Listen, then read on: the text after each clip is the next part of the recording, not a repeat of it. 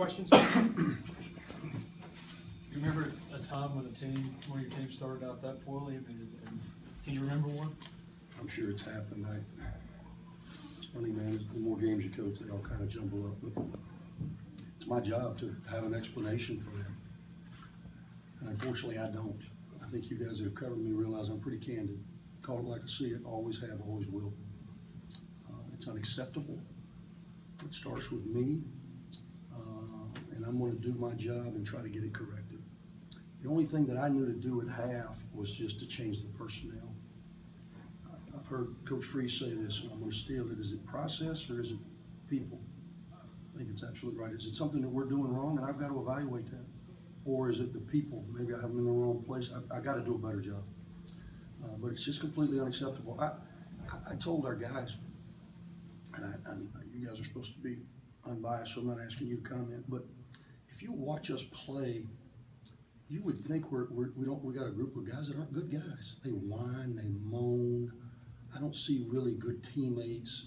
You know, your spirit precedes you, and I don't like the energy.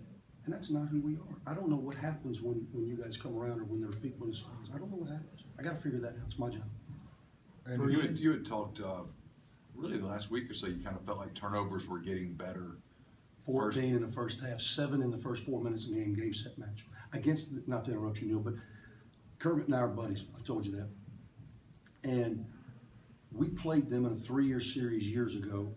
And as we were preparing for that 1-3-1 and ball goes to the corner, it shifts into a 2-3. As we're preparing for it, I said, you know, this is difficult to prepare for. Maybe we'll do it. So I started using it. So, guys, we go against that every day. The exact same rotations. Ball goes to short corner, we trap it. Ball goes to the corner, we rotate. The exact same thing. We've been doing this since August. The problem is, I got guys that for whatever reason, they just freeze up. The second half, it wasn't a problem because we were attacking. They were running the same stuff. They had the same personnel. We had a different result because we had guys on the attack. I don't know why we came out like that passively. Turned it over 7 times at the first media. We were down 14-1 or whatever it was. And then you start trying to make home run plays. And it just gets away from you. And to Middle's credit, you take game pressure off. They got a good basketball team. They move the ball. And, you know, we talked about Giddy Potts being a guy that he was a 50% three-point shooter last year. We left him a couple times, and he made us pay. It's hard to come back from, what was it, 29 at the half? It's hard to come back from 29. But we had it at 9 with about 6 to play and had some opportunities and, you know, didn't get it done. You completely turned over the lineup and to start the second half, like you mentioned, you get a 10-2 run. Brian's making plays. You kind of evaluate that and say maybe these guys need to get up there. Yeah, no question. No question. We've got to give ourselves the best chance to win. I think that's what everybody wants. What's our best chance to win? So I've got to evaluate who's playing. I thought Brian was the lone bright spot. I thought Terrence Davis gave us some energy, made some plays to start the second half to get us back in it. Those guys are athletic. You know, they look like, sometimes we look like we're a step slow. And when you're a step slow in certain spots and you're not scout and report savvy and you're getting back cut at the end of shot clocks, that tells me I've got to do some reevaluating. Was there anything you saw in practice that made you think that maybe guys weren't going to be as locked in? Or you know, I told you, I guess a few days ago, this group is difficult for me to read. Maybe it's because it's just so many new guys. And usually, young guys like Brian, for instance, freshmen, you can read them easier because they're going to show you emotionally where they are. When you got a Cullen Neal who's 22 years old, he's been through what he's been through. When you got a DeAndre Burnett who's 22 years old, he's been through what he's been through. You got a Eustace who's, you know, new to this culture, new to this speed of the game. It's hard for me to read them. I don't know if are they locked in or are they nervous, you know. So I'm figuring some of those things out. What kind of response did you get at? You have another really big game on Saturday. What do you do in the 2 days between? Well, that's a good question, and we're going to figure that out. The positive that I told our team was we play 31 regular season games. I don't think they're going to kick us out of the SEC tournament. They could. It's possible. They'd be worthy if we continue to play the way we played that out. But that gives us 32. That gives us 25 more. You know what? If we win those 25, we're going to have a pretty good year. I'd take 24-1. You? 23-2. Anybody go 20-5? I'd take 20-5. Still opportunities. We got to get better, man. We got to get better. And I'm going to tell you this, and I've used this analogy before.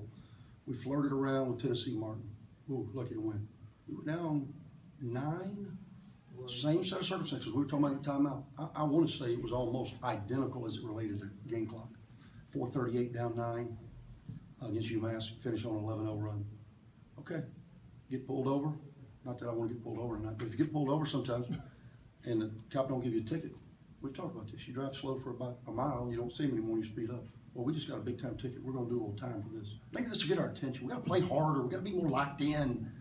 I'm tired of saying, guys, let's go, let's go, let's go. It's unacceptable. We got to change that. I know you said you can't read this team real well, but what did you see in the locker room after the game? Bitter disappointment. It looked as if we'd seen a ghost. I told them, what you've seen is yourself. You've seen our reflection. Don't like what we see. We find, maybe I should have pulled the mirror out quicker, but just got pulled out. We've got to adjust. It's my job. I'm going to do my job. What was that locker room like during halftime for the Cougars? What do you think? We're down 29. What do you think? I mean, one. I didn't go crazy. I'm not even sweating. This is a nice shirt. I'd be sweating right through it. I mean, what are you going to do? I can't go to the waiver wire. I told them they could all transfer if they'd like. You know, that's possible, I suppose. I'm not sure they'd have a lot of takers based on that performance. But we got to bow up and we got to fight. Two kinds of people in this world: fighters and flighters. I'm a fighter. Always have been. Always will be. Figuratively, literally, I'm a fighter. Which team's going to fight? Thank you.